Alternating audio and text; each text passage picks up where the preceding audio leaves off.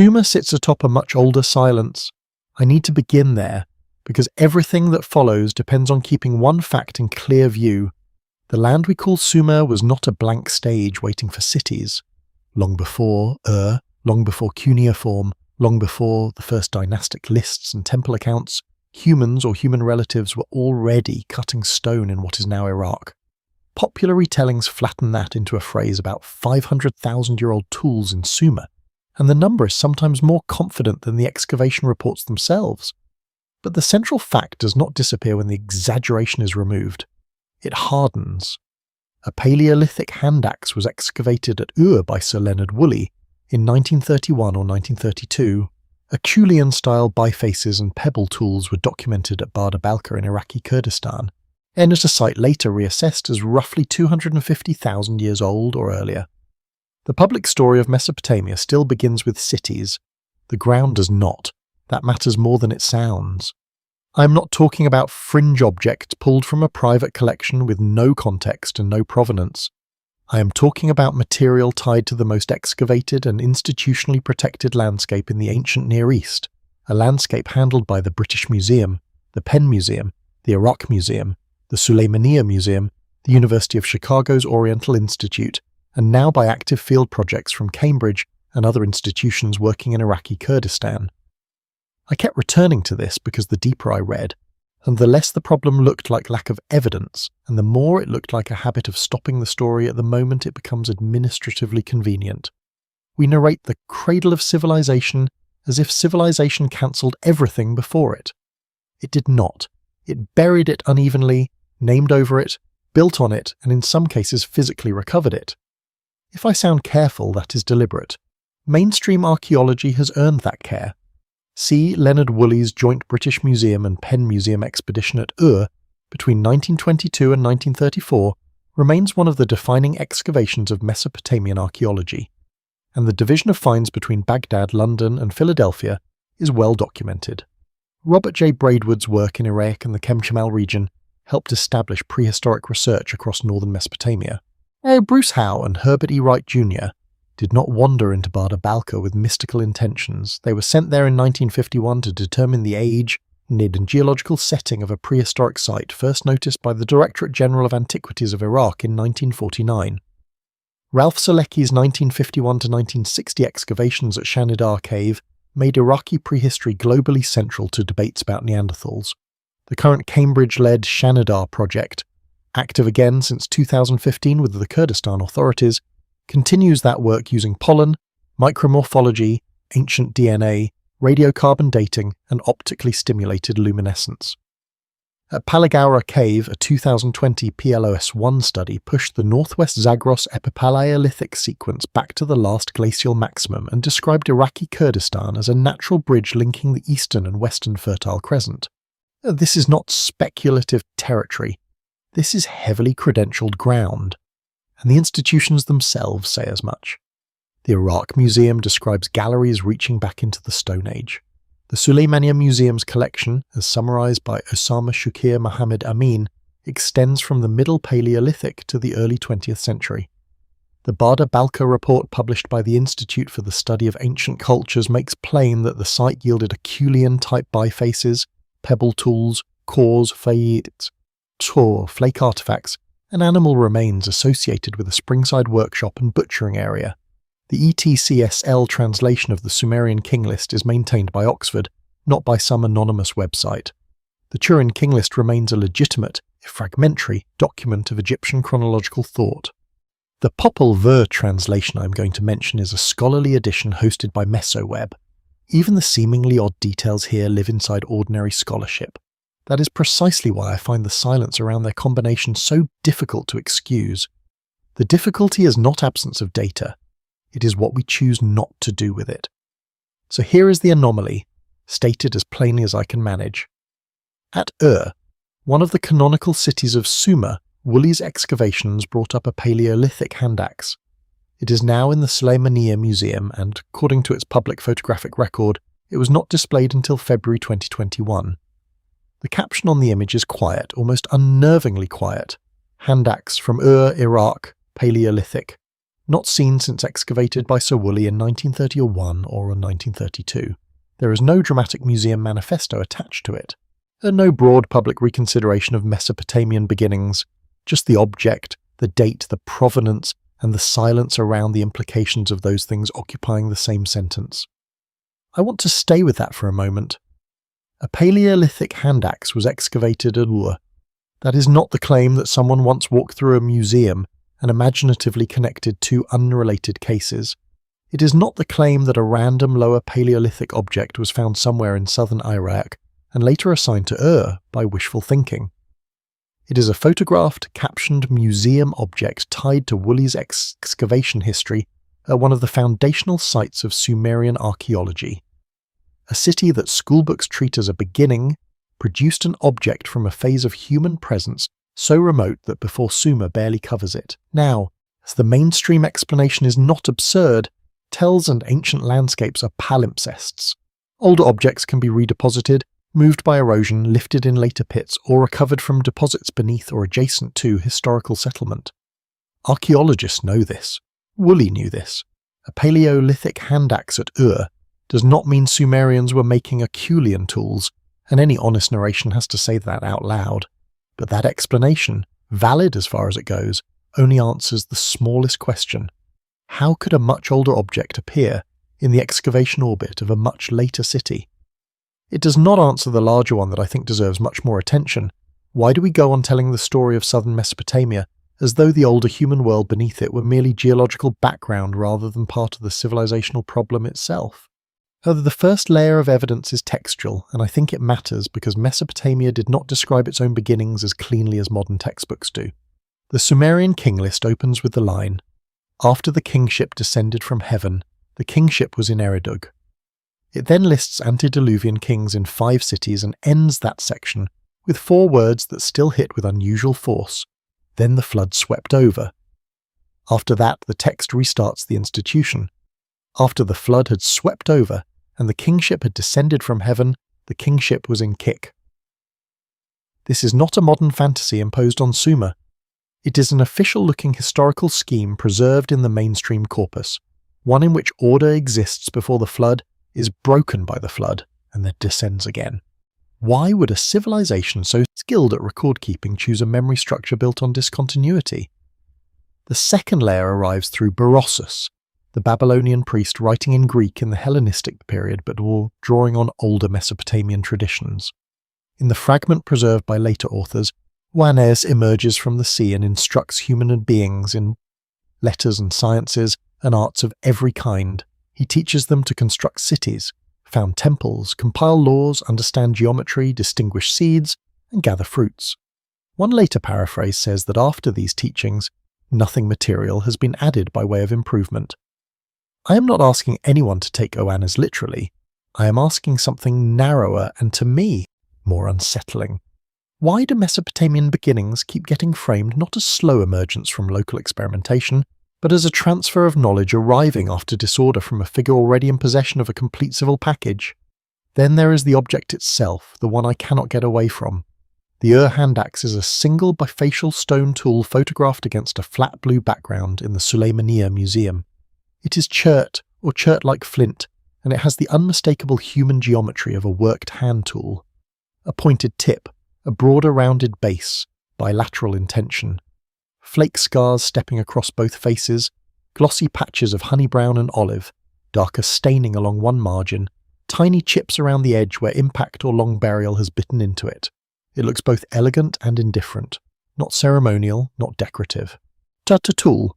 The photograph says it had not been seen since Woolley excavated it in 1931 or 1932, and then suddenly there it is, reappearing almost 90 years later in a museum case inside a region that still carries the debris of war and salvage archaeology. Look at this if you can, because no description prepares you. What was this doing in the excavation history of Ur? The 4th layer is Barda Balka. Discovered in 1949, revisited in 1951, and tested in a 4-day sounding campaign, it sat on a barren slope marked by a 3.5-metre natural monolith of limestone conglomerate above a fossil spring and ancient stream beds. Howe's report describes an open-air workshop and animal butchering site. Pebble tools, bifaces, cores, flake debris, teeth, long bones, and a stratified occupation horizon in pebble and gravel beds. In situ counts suggested that pebble tools outnumbered bifaces. The pebbles used for the artifacts ranged from roughly 12 to 15 centimeters down to 4 to 5 centimeters.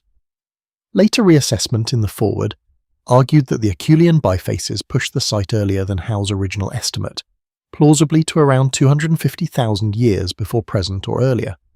And then there is the detail that almost no one mentions. One biface was later reported by Thomas Loy as carrying residue interpreted as human blood on one edge and wood, probably conifer, on the other, a claim the volume's forward treats with explicit caution because blood residue analysis became deeply contested. A real report, a real warning, a real unresolved edge case. What do we do with a site that is simultaneously important, under-excavated, and methodologically unfinished? And I want to sit with that before moving on, because once these pieces are set beside each other, the anomaly stops looking irregular. Mesopotamia's own textual tradition preserves a reset after flood. A Babylonian priest preserves a tradition of civilizational instruction arriving from an already complete being. A lower Paleolithic hand axe sits in the excavation record of Ur. A later Acheulean site in Iraq was tested for 4 days, partially published decades later, and still has not been absorbed into the public imagination of Mesopotamian origins. None of those facts proves a grand hidden history. But together they show something harder to dismiss than any one item on its own. The official beginning of civilization in this region has always rested on top of a much deeper, much less narratively stable human past. And how much deeper does that past run inside the memory structures of the cultures that came later? When I pull back, the pattern does not stay in Mesopotamia. Egypt preserves its own version of a broken beginning. The Turin king list, fragmentary though it is, was organized in 2 parts. First gods, demigods, and spirits, then historical kings. That is not an alternative history reading. It is how the document structure is described by serious Egyptological reconstructions. The first 2.5 columns belong to mythological rulers before the mortal sequence. So the Egyptians, like the Mesopotamians, embedded kingship inside a chronology that starts before ordinary human rule. This is not just a story about gods in the abstract.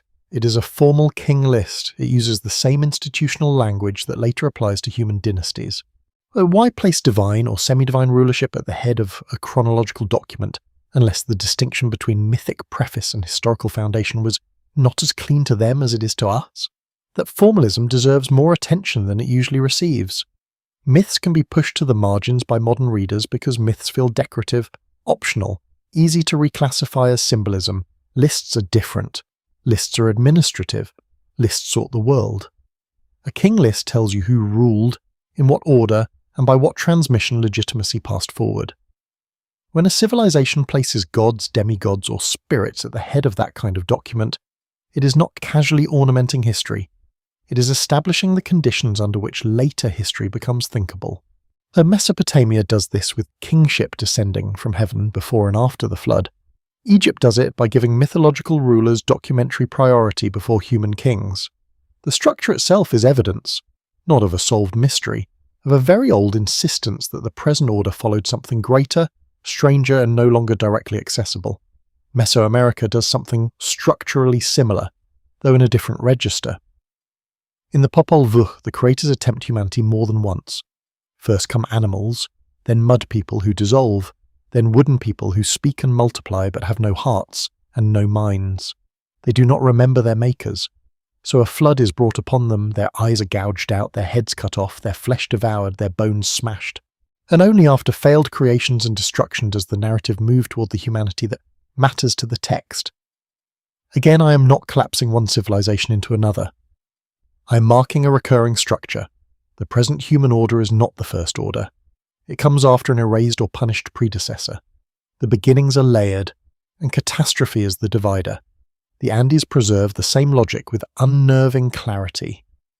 In Pedro Sarmiento de Gamboa's record of Inca traditions, Viracocha creates an earlier humanity, judges it corrupted, sends a general flood called Unu Pachacuti, and then begins a second age after the deluge. He goes to Titicaca, calls forth the sun, moon, and stars, and at Tiahuanaco sculptured and designed on a great piece of stone all the nations he intended to create, and then continued, working his miracles and instructing his created beings. Once again, we are dealing with a civilizational memory that places instruction, order, and the present arrangement of peoples after destruction and restart. Not just a flood followed by refoundation and teaching. And Mesopotamia has a visual counterpart to its own version of this memory. The Metropolitan Museum's discussion of first millennium Mesopotamian magic describes Apkallu figures, including eagle-headed and fish-cloaked protective beings, as associated with purifying rituals and the wisdom of the antediluvian sages. That phrase matters. Antediluvian sages, not simply gods, not merely monsters, but beings attached to wisdom before the flood, preserved in palace iconography long after the earliest cities. And as I discussed before in another piece on how ancient states curate memory through ritual images, once a civilization starts building protective theology around teachers from before the deluge, it is no longer enough to wave this away as ornamental mythology. It becomes part of how the state imagines legitimate knowledge itself. These are not vague parallels. This is the same vocabulary appearing independently. How does that happen? How do Mesopotamia, Egypt, the Maya and the Andes all preserve some version of the same deep structure? An earlier order, a rupture, and a restart in which authoritative knowledge arrives already formed. I am not arguing for contact where no evidence exists. I am saying the recurrence is precise enough to deserve better than a shrug. In each case there is a specific text, a specific canonical register, and a specific object world, Eridu and the flood in the king list, gods before mortal kings in the Turin papyrus, wooden people destroyed by flood in the Paiwol Vu, Viracocha's second age after the deluge at Tiahuanaco, Oannes teaching cities and laws, Apkallu preserving antediluvian wisdom. The same grammar keeps surfacing, which I have covered in a previous piece on comparative origin traditions, and it bothers me here even more because Mesopotamia also gives us the stone tools. What stays with me is not simply the existence of flood stories. Flood stories are common. The stronger parallel is institutional memory attaching legitimacy to what comes after the flood, and wisdom to what existed before it. That is a more exact pattern. Mesopotamia gives us antediluvian kings and sages. Egypt gives us pre-human rulers in a king list. The Maya give us failed prior creations eliminated before the finally acceptable humanity appears. The Andes give us a second age ordered after inundation, with peoples effectively designed, named, and instructed into place. Even the physical anchors rhyme. A fish-cloaked Apkallu in palace relief, a torn papyrus in Turin, a colonial copy of a quiché text preserving older oral structures, a stone-centered Viracocha tradition tied to Tiahuanaco. Different civilizations, different media, same civilizational logic of inheritance through rupture. There are, of course, sensible reasons this has not been investigated in the integrated way I am describing. Iraq has endured the Iran-Iraq War, the 1991 Gulf War, sanctions through the 1990s, the 2003 invasion, museum looting, insurgency, and later the regional destruction associated with ISIS. Field seasons disappear under those conditions. Archives scatter. Specialists retire or die before long-delayed reports appear. Funding bodies prefer tractable projects with clear chronological returns. University departments split prehistory from Assyriology, and each side becomes professionally fluent in ignoring the other. Those are real constraints, and I do not want to cheapen them, but those reasons are not sufficient. Barda Balka was sounded in 1951 and its final report appeared in 2014. 63 years. The Urhand axe was excavated in 1931 or 1932 and publicly displayed by the museum's own caption for the first time in February 2021, roughly 89 years. Shanidar was excavated from 1951 to 1960 and only resumed with a major new campaign in 2015. 55 years. These numbers do not prove bad faith. They do prove a pattern of tolerated delay so extreme that entire generations of scholarship can pass without a serious synthetic question ever being asked. And the record itself, hints that curiosity thinned out exactly where it should have intensified. The Barda Balka forward explicitly says the site stands because of the Acheulean bifaces, and that a future investigation could test the lower Paleolithic, late Acheulean date. The same volume notes that the 1951 work was very limited, that major questions remain, and that the publication should stimulate new investigations into a poorly understood period of human evolution. Yet Barda Balka still circulates mostly as a marginal footnote in Mesopotamian prehistory, though the Suleymaniye Museum can quietly display a Paleolithic hand axe from Ur without forcing a public reckoning with what that means for how visitors imagine Sumerian beginnings. I am not describing a coordinated suppression. I am describing something more diffuse than that, and in some ways more troubling. A collective failure of curiosity can do almost everything a conspiracy would do, while remaining perfectly ordinary to the people inside it. Before moving forward, this deserves attention. Public narratives are built by display choices as much as by excavation reports. A visitor to Ur in a textbook or museum catalogue is usually taught to look for the ziggurat, the royal cemetery, cuneiform tablets, lapis, gold, cylinder seals, and administrative origins. That focus is understandable. It is also distorting. So the older objects become prefaces, and prefaces are not where institutions place emotional emphasis. But a hand axe from Ur is not an abstract preface. It is a material reminder that the famous city rose in a landscape already inhabited, already worked, already shaped by hands separated from Sumer by a stretch of time so immense that even the word prehistory starts to feel evasive. Once that fact enters the room, the phrase cradle of civilization stops sounding like a beginning and starts sounding like a late chapter title. I want to be very clear about what I am not claiming. I am not saying that Sumerians manufactured Acheulean hand axes. I am not saying that flood traditions are literal eyewitness documents of the Lower Paleolithic. And I am not claiming that museums and universities are hiding a solved secret about a lost global civilization. What I am saying is that the documented record shows, unmistakably, that the Mesopotamian heartland contains material traces of human toolmaking vastly older than Sumer, while Mesopotamian and comparative ancient texts repeatedly describe civilization as a post-catastrophe restart rather than a simple beginning. That observation stands whether one is maximally skeptical or not, and that is where my frustration settles. Not in certainty, in proportion. If a Paleolithic hand axe from Ur, a 4-day sounding at Barda Balka pointing toward a much deeper chronology, and a body of ancient texts obsessed with antediluvian kings, sages, and restarts do not justify a more serious cross-disciplinary investigation than they have received, then I'm not sure what would. We have become so accustomed to dividing prehistory, archaeology, mythology, philology, and museum display into separate professional rooms that we no longer notice when the same problem is standing in all of them at once. Before I move into the questions themselves, I want to slow this down. There is a temptation when faced with a cluster like this, either to leap toward a total theory or retreat into disciplinary caution so strict that nothing can ever be joined to anything else. I do not find either move satisfying. The evidence here is fragmentary, yes. It is also persistent. It keeps surviving in different forms, in different rooms, under different catalogue numbers, in text and in stone. That persistence is the part I find hardest to ignore. So why was a Paleolithic hand axe from Ur allowed to sit almost 90 years before entering public view? What other lower Paleolithic objects in Iraqi collections remain catalogued as isolated oddities rather than folded into a larger narrative? The record does not tell us why Mesopotamian state memory was so preoccupied with antediluvian kingship, and I find that absence harder to explain the longer I sit with it. What exactly did Woolley note, in field context, when that Ur hand axe was lifted from the ground? Why did a site that the Barda Balka forward said could test a lower Paleolithic late Acheulean date receive only a 4-day sounding and then a 63-year wait for full publication? Before Ur. What are we supposed to do with Brossus preserving Oannes as a teacher of laws, geometry, seed knowledge, city building, and temples, if not at least admit that Mesopotamian tradition itself placed complete knowledge at the far edge of memory? And once the parallels widen, the questions become harder, not easier. Why do Egyptian chronology texts begin with gods and demigods before kings in the same documentary format used for later dynasties?